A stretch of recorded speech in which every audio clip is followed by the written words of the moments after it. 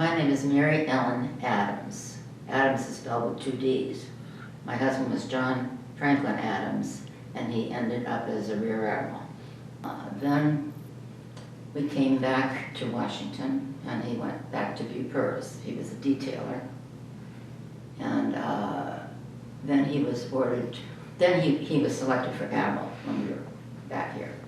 So we went to Pensacola, Florida, and he was at CNET there. And we thought that was a foreign country because they were all aviators and we didn't speak their language. But then from there, we went to Bahrain in the Middle East. He was commander Middle East Force. And we didn't speak that language either. But everybody in Bahrain spoke English. So we were there for 3 years. Well, we were there in a very interesting time. Things were just starting to heat up. We went there in '83, and we were there until '86. And there was talk that they were going to do away with a senior naval officer. And since he was a senior naval officer, that was kind of frightening. And actually, in those 3 years, he never really had a day off.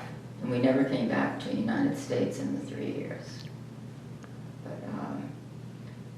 But it was interesting, really interesting work. And traveling to those countries was interesting. Well, they were very accepting in Bahrain. Bahrain is talked about as the best friend of the United States. There wasn't really a base there, but there was a place there for years.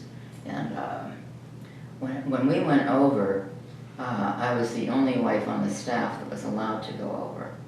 And then the staff was just there for a year. We were there for 2 years. And then the Emir wanted my husband to stay for 1 more year. So he had just bought me a fur coat. And he said, "Do you think your fur coat will last another year if we don't go back?" So, we stayed that 3rd year too. And that year they let some wives come. We lived in the same house that all the admirals had lived in for 30-some years. And people called it charming but shabby. It had a lot of flying ants in it, and it had thick walls, and at one point they were putting a system in it for protection. And I mean, they worked on that for a year, and the walls were just dissolving and everything. And they never did hook it up.